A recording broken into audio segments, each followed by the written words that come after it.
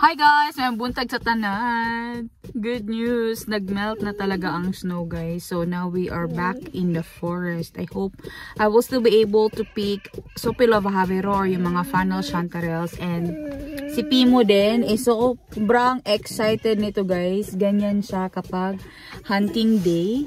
Pimo is a Finnish hound dog or Ayokoira.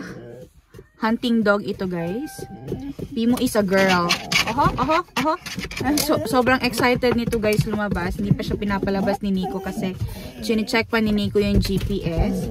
Pero ito guys, ganyan yan. Parang hindi yan mapakali kapag hunting day. Pimo is a very good hunter guys. Dito sa Hamenkoski, I think she's one of the best. She's the best for us. She's very skillful. Sobrang excited niyan guys. So yan o. Hindi na mapakali yan guys. Alam niya na yan kapag nilagyan siya ng GPS, tatakbo na yan. So sobrang excited ng aso guys. Yan o. GPS on.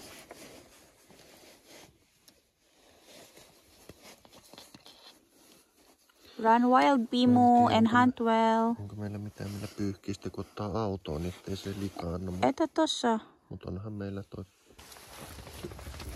Ayun na siya guys. In action na yan.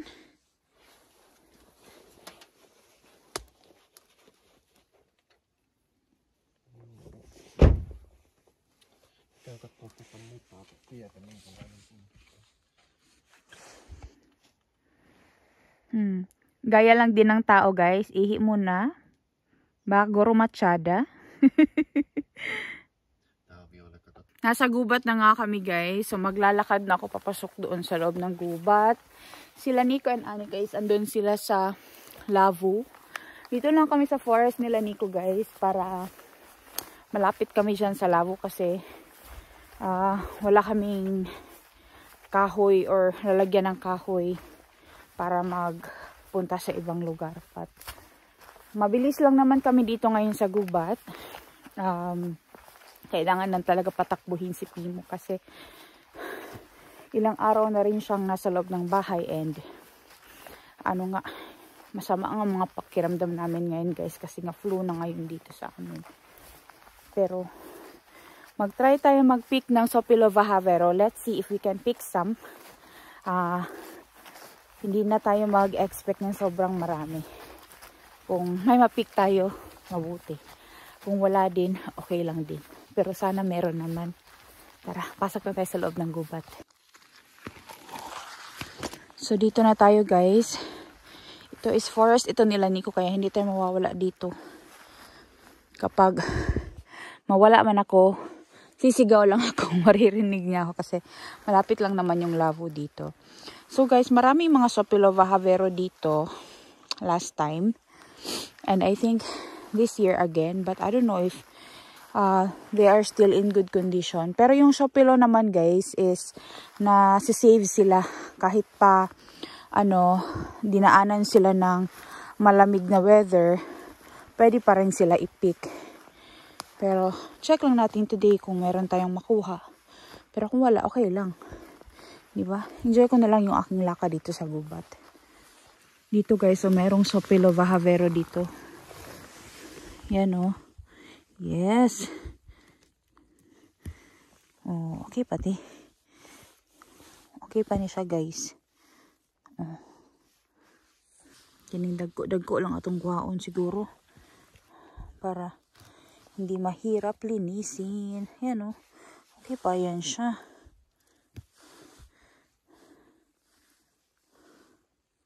Ito pa dito meron o. Diba? Ito dito guys o may mga malalaking Sopilo. Oh. Diba? Pwede pa kayo ni siya guys. Tanggalin lang yung dulo nito. Tapos lagay sa basket. Ito dito guys o meron o. Itong malalaki lang talaga ang kukunin ko. Ihalo ko sa pansit mamaya. Ito may maliit. Ito guys, o Sopilo Bahavero ito. Kunin natin kasi lalagay natin sa pansit. Okay pa man yan siya guys. Parang na-defrost lang siya ba. Tingnan nyo to dito guys. Ay si Pimo andyan oh. Ayan, tumatakbo si Pimo. Pero tingnan nyo tong nakita ko dito guys. Ito is mga chanterelles guys. Pero yan oh. After ng frost, hindi na talaga sila magandang kunin kasi nga malata na sila guys. Hindi kagaya sa Sopilo Bahavero na parang okay pa rin siya i-pick talaga. Pero yung mga chanterelles hindi na pwede. Sayang 'di ba? Ito dito guys, so merong Sopilo Bahavero. Okay pa to si auntie. Yung iba daw be. Yung iba nga is ano, bagong tubo ba. Yan. Ito dito oh, meron oh.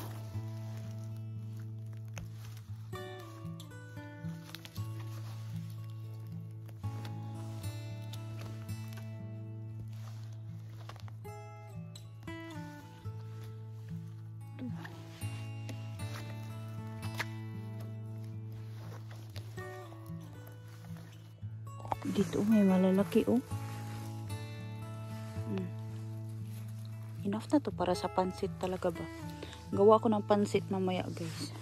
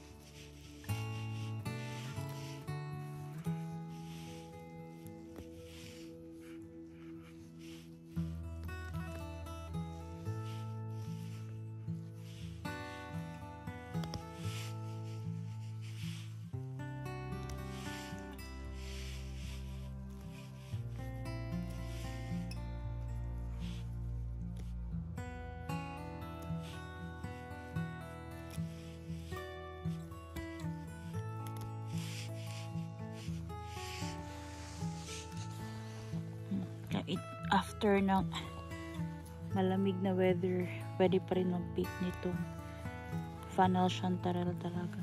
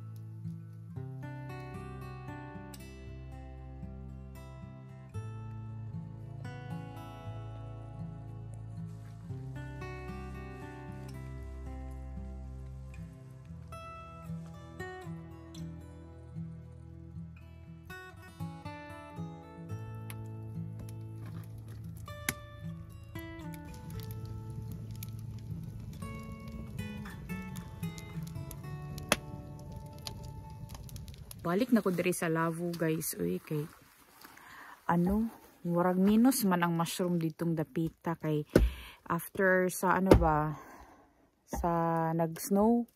Pero naagihapon siya yung mga mushroom. Pero konti lang sila. Pero actually dyan sa site na yan, konti lang talaga compare dun sa mga secret places ko. Pero later ko na siguro yun pupuntahan. Kasi hinihintay ko na ano, mag-regrow sila ulit. Kasi yung mga Sopilo Vavero, tutubo yun sila ulit guys. Kapag naulanan, nainitan, ganun. So, hintayin ko na lang. So, andito ako ngayon sa Lavo kasi mag-grill kami ng sausage dito. Tapos, after nyan, sunduin namin si Fimo. Tapos, uwi ng bahay. Tapos, magluto ako ng pansit kasi wala kaming ulam sa bahay ngayon. Wala kaming pagkain doon na luto. Siguro, yun lang ang gagawin ko ngayon guys. Wala lang.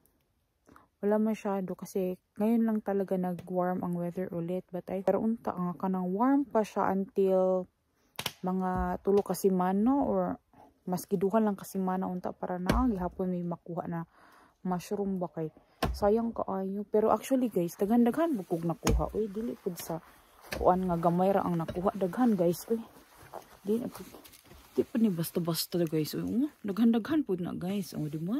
Pud na basta-basta niya. Ani kadaghan na.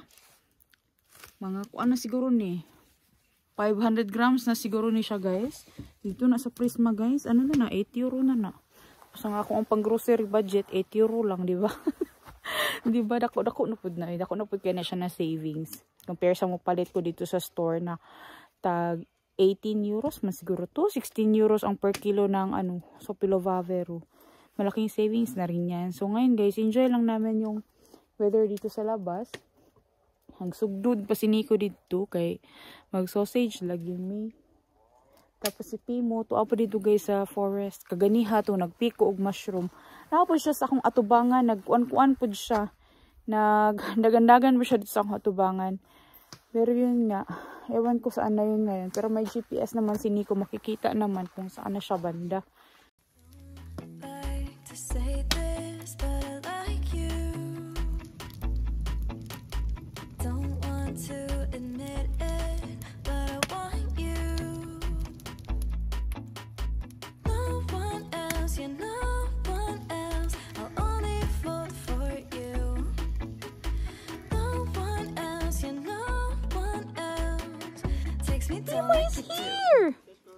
So foolish, got me looking so stupid. Hey, she just so embarrassed I can't get you off my mind. Got me feeling so foolish, and I'm out of excuses.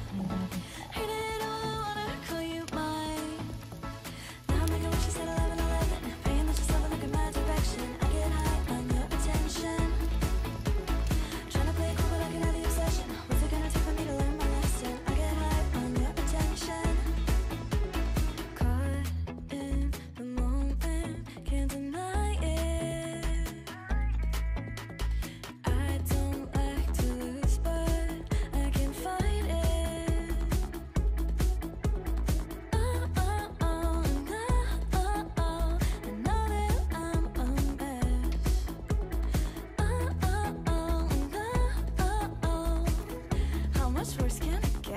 andito na ang mga hunter guys, nag-meeting na. Tapos may maliitin kaming hunter guys, so dito sa forest nila Nico guys, kapag napunta kayo dito sa Haminkoski tapos napadaan kayo dito sa forest nila, you are free to make fire kasi maraming firewood dyan na nilagay ni Nico. So sa lahat ng hunters and sa lahat ng gustong mag-grill ng sausage or kailangan nyo lang ng warmth during winter, you are free to come here para gumawa ng bonfire. Libre na din yung mga kahoy. And gusto nga ni Nico guys na itong land nila is ano siya, gawan siya ng mas magandang road para mas accessible siya sa mga taong gustong pumunta dito or sa mga napadaan dito, tapos gumawa ng bonfire during winter or during autumn to keep yourself warm. Pasok tayo dito guys sa kabilang side ng forest. Dito yung ano, secret place ko ng chanterelles. Diyan oh, sa kabilang side. Aray. Check ko lang naman kung anong meron. Pero merong kanal dito guys. Parang hindi ako makakatawid. Kasi medyo short ang legs natin. Malaki yung kanal dito na side. Pero tatry ko pumunta. Yung dalawang aso pala is nandito sa loob ng gubat and they are hunting. Usually, isang aso lang talaga ang pinapatakbo. But it's okay kasi practice din nila ba. Ganito ang itsura ng kanal sa loob ng gubat, guys. So, tingnan nyo. Sobrang linaw ng tubig. Diba? Tapos, walang basura dyan, guys, ng mga plastic, mga, ano ba, yung mga basura na hindi nabubulok. Yung basura na andyan, guys, is yun yung mga dahon, yung mga stems, mga twigs, guys. Pero sobrang linis ng tubig. Yan, oh. Yan. Yan. Napasukan ng tubig yung aking, ano, ayun si Pimo, guys, oh. Si Vilio, yung isang aso, yung aso ng pinsan ni Nico, andito din sa loob ng gubat. So, ang ginagawa ng mga hunting dogs, guys, is inaamoy-amoy nila yung mga areas kung saan dumaan or napadaan or ano ba tawag dyan? Basta kung saan dumaan yung mga forest animals, especially those rabbits, yung mountain hare, o kaya yung mga raccoons, o kaya yung mga foxes. Kasi yung ganyang klaseng aso, yung Ayokouira na malalaki, guys, hindi yan ang ginagamit for hunting deer and roebuck and yung mga hirvi kasi malaki sila, guys. Dapat yung para sa mga moose na hunting dog is yung maliliit, like yung mga Dachshund, Ayokouira, yung dating aso namin si Piki. Yun yung expertise ni Piki. Dito yung area, guys, ng mga chanterelles, yung na-pick ko last time. Dito yun. Ito yung aking palatandaan, yung bato na meron siyang puno na namatay. Yan, dito yun, guys. Pero of course, wala na dito kasi na-pick naman natin yun. Nakuha ko na siya, guys. Wala lang, lakad-lakad lang ako dito sa loob ng gubat. Actually, meron akong nakita, guys. Yan, oh. Yan, oh, pero lata naman si auntie, guys. Yan, oh. Chanterelle ito, guys, pero ito yung sinasabi ko na hindi na siya pwedeng i-pick kasi malata na talaga siya. So, balik na lang yan dyan sa lupa. Ito yung area na yun, guys, kung saan parang carpet talaga yung chanterelles. Tingnan nyo, meron pang tumubo, guys, oh. Pero lata na to si auntie, guys. Yan, oh. Hindi na natin yan i-pick, of course, kasi lata na. Yung mga chanterelles talaga kapag na frost, na dumaan sila sa guys, frost, hindi na sila maganda kunin kasi nga malata na talaga siya, guys. Mahumok na siya, hindi na siya gahion. Oh, ito, guys, oh, meron pa nga talaga dito, guys, na tumubo. Yan, oh, ay hala, parang okay pa to, guys. Ay, okay pa, guys. Kunin ko to, guys. Ako na ko ng isa. Mabango pa siya, guys. Humot pa, uy. Ima talaga ang amoy ng chanterelle, guys. If you can smell this. Humot ka ayo. Pag okay pa man uy. Usually talaga, hindi na kami nagpipik ng mga chanterelles kapag after ng frozen nga sila, guys. Pero dito sa area na to, maraming blueberries dito pag summer, guys. Hindi ko na ito na-explore talaga kasi long time. Saka malaki din ang mga forest, guys. Hindi mo siya basta-basta na maharus o kuan ba, tanaw.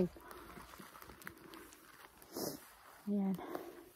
Kapag yung aso pala, guys, is continuous siya na tumatahol ng tumatahol. Tapos pag nakita nila sa GPS na paikot-ikot sila sa same place, it means na meron na silang nakitang game animal. Example, yung mountain hare, raccoons, or yung mga foxes. Depende. So, ang ginagawa nila guys, ginaabog nila ang katong animal padulong dito sa yahang master. Padulong kay Nico or padulong kay Tommy. Yung kasi ni Nico dyan guys, andyan. Umalis ako doon kasi chismis ang pod sila. Ayaw ko makinig ng mga chismis nila guys. Dito guys, oh. Yung kanal dito mayroon ng tubig. Kasi nga nag-melt ang snow, diba? Yan, oh. Para na siyang river guys. Pero kanal lang yan, hindi yan river. Ang gumawa ng kanal na yan guys, si Nico kasi para makalabas yung mga tubig galing doon sa loob ng forest. Kasi kapag hindi nakalabas yung mga tubig guys, magstay sila doon. Magiging swamp ang area. Yung mga puno, tutubo pa rin sila. But they will not be as tall as they are. Like ito, hindi magiging ganyan kalalaki na magiging logs. Tutubo pa rin guys, pero magiging ganyan lang siya. O parang sticks lang ba. Pero malinis ang kanal guys. Walang walang ka sagbot-sagbot na plastic ba. Si Nico guys, napaka-stricto niyan guys sa forest nila. As in, gusto niya dapat ganito. Yung maayos talaga.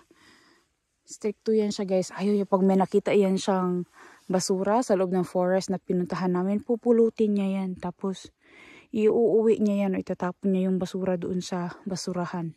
Hala guys, maraming funnel chanterelles dito. Hindi ko dala yung aking basket. Naiwan doon sa lavo. Yan oh. Hala, marami guys. Hala, dagko ra ba jud? Tuara o, dagko ra ba? Oh? Dagkoon ra ba sila? Agoy, naara pagid guys. Tura o. Hala, kadaghan. Daghan ra ba? Uy. Yan oh. Ito sa Pilovavero ito. Putol. Wala man akong dalang basket. Hindi ko na dinala yung basket ko guys kasi tama na yung napick ko today. Yung gagamitin ko lang naman yung sa pansit mamaya. Tsaka wala namang ibang mangunguha niyan dyan. Dyan lang yan. Pag bukas siguro dadaan ulit ako dito tapos ipipik ko yun. Pero magawas na ko diri guys kay so ito na dito. Parang naapa diri ba? GCI lang na ako ni diri guys. Magsusihon lang nato ni diri para sunod dari na pud ta manguha, di ba? Ang linis ng forest nila guys, no. Linis ang forest. Tapos yung mga nasa baba guys na mga bushes. Blueberry yan guys. Pero wala nang blueberries kasi wala na. Balik na sila sa ground guys. Nga tagtag na sila sa ilahang mga punuan. Pero ang ganda talaga dito guys. Yan no. Kaka-amaze talaga yung mossy forest no. Ang ganda ba? Sobrang linis. Laroy-laroy lang gid ko diri guys. I don't know. Gustong-gusto ko kasi naglalakad talaga sa loob ng gubat. Ang dami kong nakikita na magagandang bagay na for other people it's not nice. But for me it's beautiful. And I'm discovering new places kung saan tumutubo yung mga chanterelles. Tingnan nyo dito. Merong chanterelle dito guys. But wala. Nalata na si auntie. Yan guys oh. Lata na si auntie guys. So ibalik lang natin yan siya dyan. Ito pa oh. Wala na. Lata na si auntie guys. Sayang. Pero okay lang yan. Kasi next year na naman. Yun na guys. Tumatahol na si Pimo. Meron siguro siyang nakita.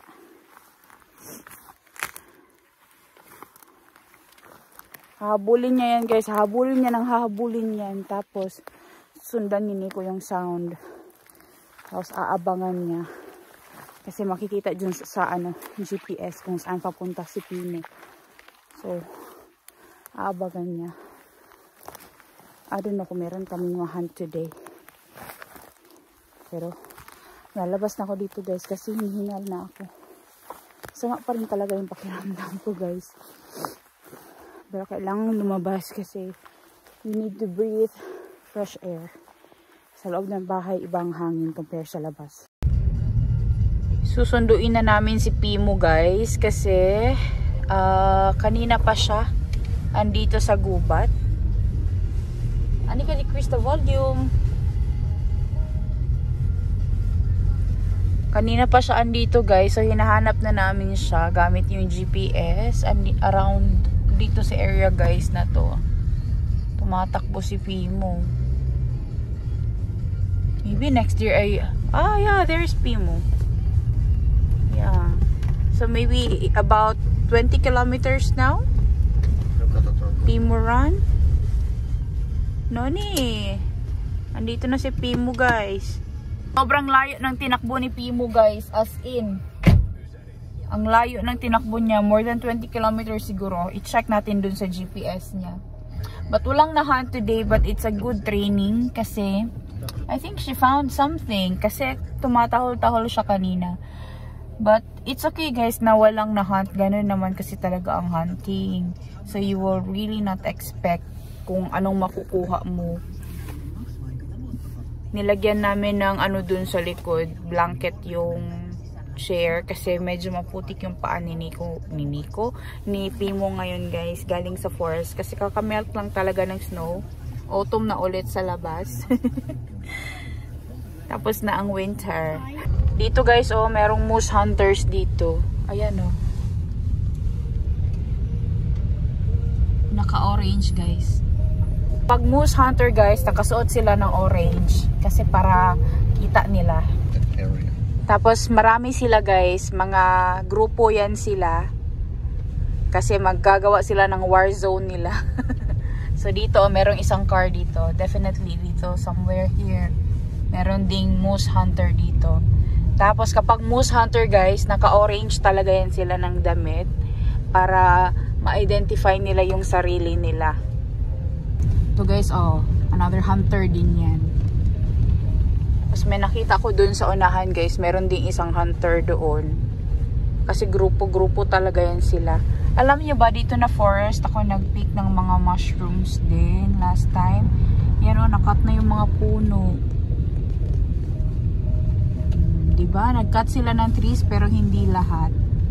Ganyan ang harvesting ng forest dito sa Finland, guys. To dito, meron ding isang car dito, oh. Ayun, oh, andun sa loob, guys, yung hunter, oh, naka-orange. You will really recognize them, Daddy, no? When there's a moose hunter. Yes, you see them. It's not typical color in the orange in the forest. Yeah, it's not very typical to see cars alongside the road dito sa Finland, guys. Tapos may makikita kang orange na gumagalaw sa loob ng forest. Kasi yung mga orange na yan is tao. Naka-orange yan sila na suit. Or yung parang, what you call that one? And this one is another hunter here, oh. Maybe the guy is somewhere here.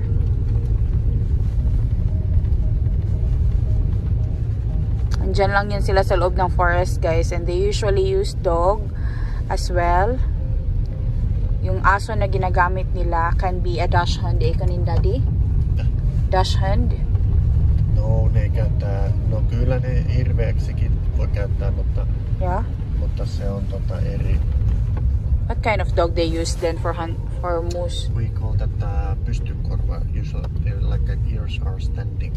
Ah, pustokorva. Joo. So this one is another hunter here. Yung ginagamit pala, guys, for hunting ng moose na aso is yung Finnish Spitz. Yung aso siya na maliit siya, guys. Tapos tumatahol siya ng tumatahol lagi. Sobrang ganda ng view. Nakatingin si Pimo sa labas. Everything go brekete, brekete. Everything go brekete, brekete. Everything go brekete, brekete. If I be ordinary president, too, everything go brekete, brekete. Everything go brekete, brekete. Everything go brekete, brekete. If I be ordinary president, make we do the embel dance, oh. The embel na gutom si Pimo, guys. Tapos uhaw na uhaw siya pagdating ng bahay. Yung pagkain na kinakain niya ngayon, guys, is yan yung nakuha ko doon sa 8 euro. Guys, ito na yung bunga ng YouTube. Kakatuwa. Kasi galing to sa inyo, guys. Salamat ng marami. So, ito na yung compost. I-assemble na yan ni Nico. Actually, kagaling lang namin ng forest. Medyo madilim na sa labas, kaya dito na lang daw niya sa loob i-assemble. Yan o. Salamat ng marami sa inyo at meron na kaming compost pit. And we can save money, Daddy, right? Isn't it? No, we don't need to have that kaatopaikka on it. Yo, we don't need, we can save money. And there's multa for the everything. Yeah, we can get the soil from this one.